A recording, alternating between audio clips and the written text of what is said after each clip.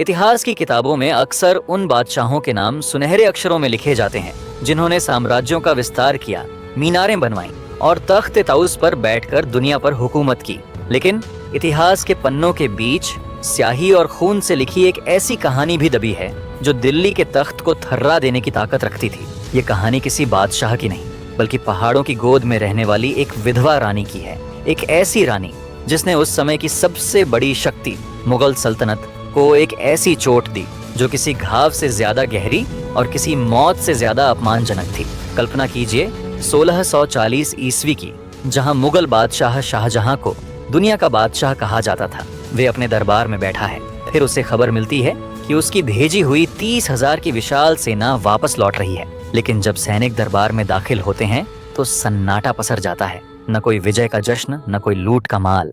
जो सिपाही वापस लौटे हैं वे सिर झुकाए खड़े हैं, और जब वे अपने चेहरे ऊपर उठाते हैं तो दरबार में मौजूद हर शख्स की रूह कांप जाती है। उन सबके चेहरों से उनकी नाक नदारद थी। यह केवल शरीर के एक अंग का कटना नहीं था, यह मुगल साम्राज्य के उस गुरूर का कटना था जिसे लगता था कि हिमालय के पत्थर भी उनके घोड़ों की टापों के आगे झुक जाएंगे। यह दुस्साहस किया था गढ़वाल की संरक्षिका रानी कर्णावती ने, जिन्हें आज दुनिया नाक काटी रानी के नाम से जानती है। आज के इस वीडियो में हम उसी वीरांगना के जीवन को अच्छे से समझेंगे। हम केवल सतह पर तैरती कहानियों को नहीं, बल्कि उन ऐतिहासिक तथ्यों, रणनीतिक दांव पेच और मनोवैज्ञानिक युद्ध को समझेंगे जिसने एक रानी को महाकाली का रूप दे दिया।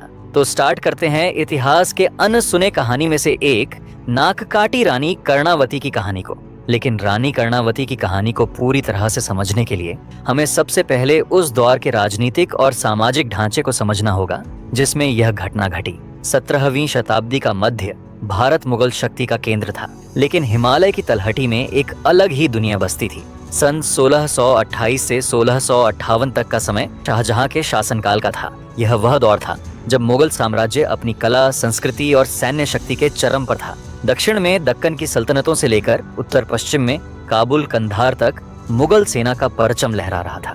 शाहजहां की विस्तारवादी नीति का मुख्य उद्देश्य पूरे भारतीय उपमहाद्वीप को एक केंद्रीय सत्ता के अधीन लाना था। मैदानी इलाकों में मुगल घुड़सवारों का सामना करने की हिम्मत किसी में नहीं थी। उनकी तोपें, जिनमें भारी भरकम झांकुशा जैसी तोपें शामिल थीं, वह किलों की दीवारों को मिट्टी के ढेर में बदल देती थीं।